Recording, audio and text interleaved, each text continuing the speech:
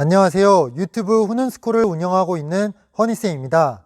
지난 강의를 통해 우리는 학급에서 금융교육을 진행할 때 나아가야 할 방향에 대해 충분히 이야기를 나눴다고 생각합니다. 이번 시간에는 실제로 운영할 때 필요한 준비사항이나 유의사항을 짚고 넘어가도록 하겠습니다. 우선 가장 중요한 것은 학생과 학부모에게 금융교육을 진행하겠다고 사전에 안내하는 것입니다.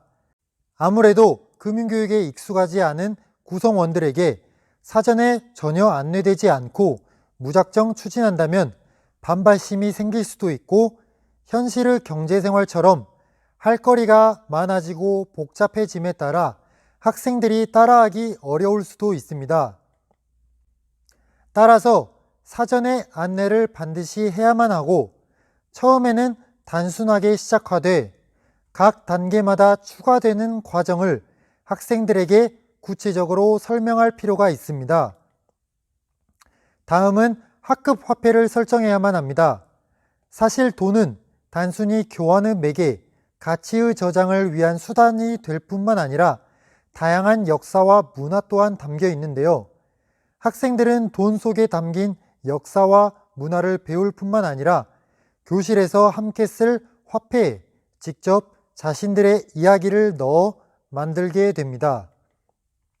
이 활동을 통해 학생들은 교실 화폐에 대해 애정이 생기게 되고 금융교실 프로젝트에 대한 기대도 가질 수 있습니다. 먼저 화폐의 이름을 정해야 하는데요.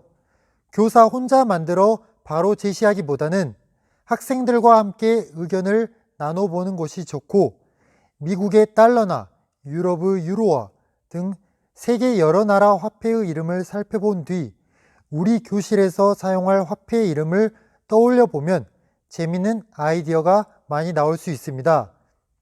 예를 들어 해피나 꽃잎, 빵처럼 기존에 있는 단어들을 사용할 수도 있고 포포나 머피처럼 새로운 단어를 사용할 수도 있습니다. 다음은 각 학급의 수준을 고려해 적절한 화폐 단위를 정해야 합니다.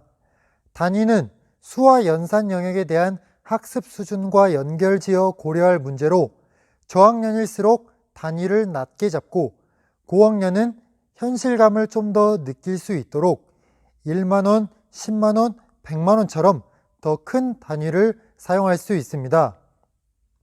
단위까지 정했다면 이제 학급 화폐의 도안을 디자인해야 할 텐데요. 보통 화폐에는 유명한 인물이나 건물, 문화재 등이 들어가기에 우리 학급을 상징할 수 있는 것들을 학생들이 직접 디자인해 넣는 것이 좋습니다.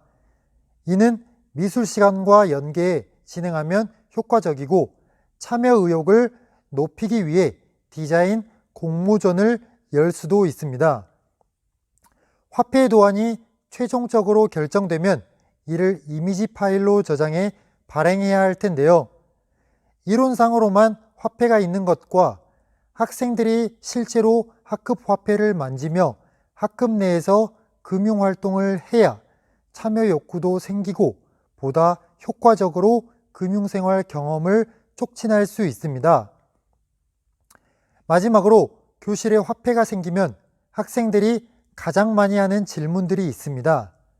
돈을 찢거나 구기면 어떻게 되는지, 타인의 돈을 훔치면 어떻게 되는지, 나아가서 위조 지폐를 만들어 부자가 될 수도 있는지 엉뚱한 질문이 많이 나올 텐데요.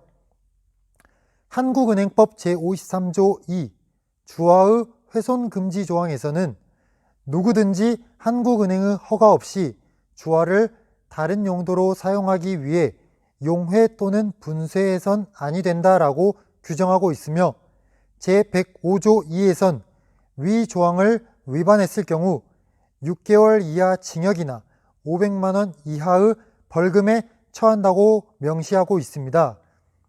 따라서 우리도 학급에서 함께 사용하는 재산인 화폐를 훼손하거나 복제했을 경우 이는 바람직하지 않은 행위에 해당되며 소중하게 다루기로 다 함께 약속을 하고 서약서를 쓰는 활동을 통해 올바른 화폐 사용을 다짐하는 것이 필요합니다.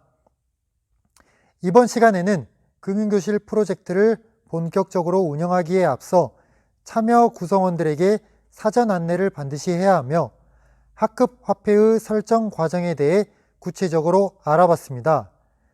감사합니다. 후는스쿨의 허니쌤이었습니다.